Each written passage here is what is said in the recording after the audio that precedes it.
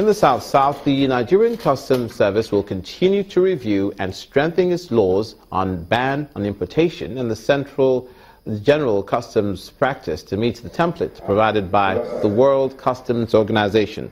That's according to the Controller General of the Nigeria Customs Service, Colonel Hamid Ali, who was speaking on the sidelines of a stakeholders review of the Customs and Excise Management Act in Port Harcourt, the River State capital. According to him, the nation's porous borders can only be monitored in tandem with neighboring countries as the agency tightens the noose on illegal importation. We have an elastic border. We have a border of about 4,070 kilometers. That cannot be covered inch by inch by anybody. So we have porous borders. We're doing everything possible to make sure that we stopped the importation of illicit items. What we do, and that's why one of the reasons why we stopped the importation of rice through the borders, because it has been discovered that in the importation of rice, arms are being stocked underneath the bags of rice and shipped into this country. So one of the reasons is to say that we don't allow rice to come in, so that you don't even use it as the basis to import arms. And we are doing everything, working with our neighbors to make sure that arms and ammunition, which is most dangerous item, do not get into these borders. We cannot tell you that we are able to stop every inch of it. It may happen in isolated cases, and that is why we also have the enforcement unit that goes around within the nation to be able to stop and check at random. And we have been catching quite a number of illegally imported items. Meanwhile, the Nigerian Customs Service says it has generated over 25.6 billion naira as revenue at the Tin Can Island port for the month of September through various strategic plans aimed at enhancing revenue collecting capacity of the port. According to the area controller, Mr. Bashir Yusuf, the service is identifying and blocking all areas of revenue leakages and capacity building, improved revenue collection and generation for the port despite the economic challenges. The controller has also assured that compliant importers and their agents will continue to receive the support of the command who follow due diligence in their transactions. In the southwest, the Ooni of Ife has identified patronage and promotion of local products as a viable way to bring Nigeria out of the present economic recession. Speaking at a summit on agriculture in Ile-Ife, Osun State, he and other speakers at the summit all agreed that the patronage of local products will ensure the circulation of money across every sector in Nigeria, and in return develop the country's economy as the local productions will increase automatically.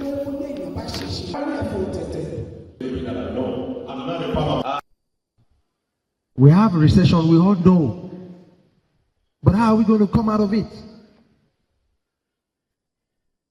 We know dollar is going up every day. It's not coming down. We know that. The simple problem is we are not patronizing ourselves enough in this country. We depend on importing everything. But I want to challenge our government and our leaders today. Let them start with their approach first. Let them lead by example. The contract they are signing on their table, what is the local content inside that contract? Let them make laws that will support growing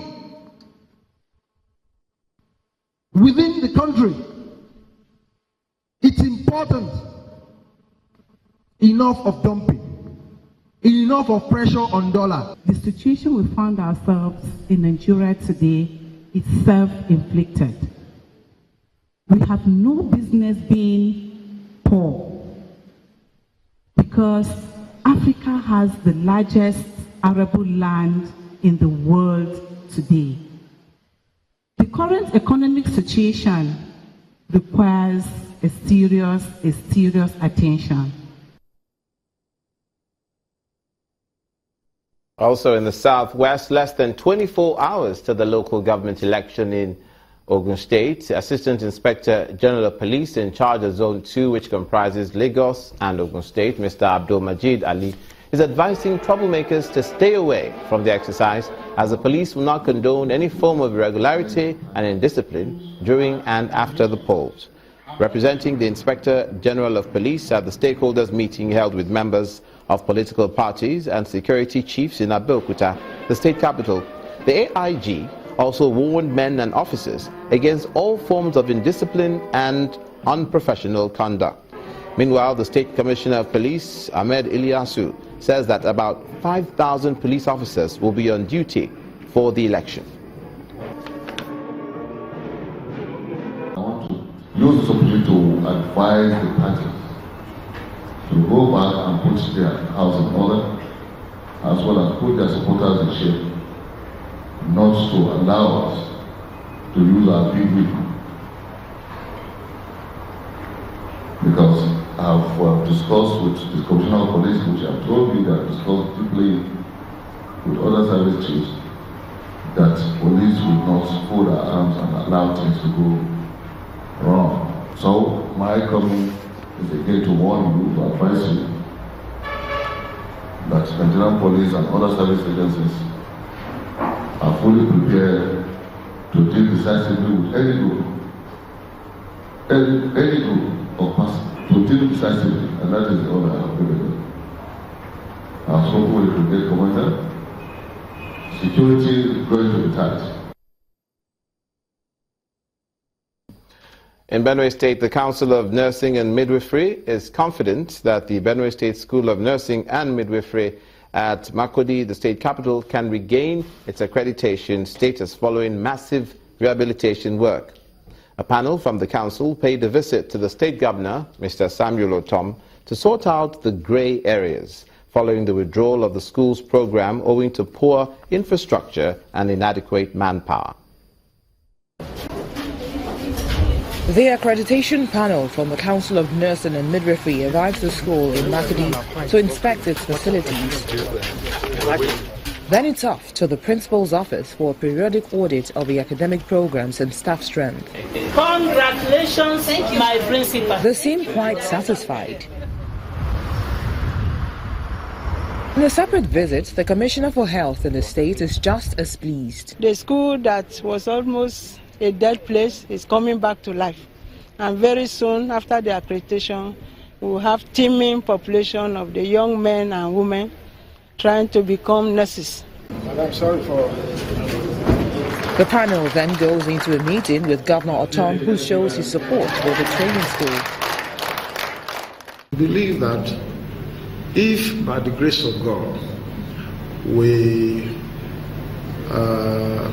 get this accreditation and we begin to practice and we continue to support the school, very soon we will not be coming to ask you to do accreditation for the School of Nursing and Midwifery alone. We'll be asking you that we want it to be an affiliate of Benue State University so that it will be a degree awarding institution. The state government has also donated 2 buses and 2 saloon cars to the school to aid its day-to-day operations To the Honorable Commissioner. and hopes that someday the school will be upgraded to a degree awarding institution.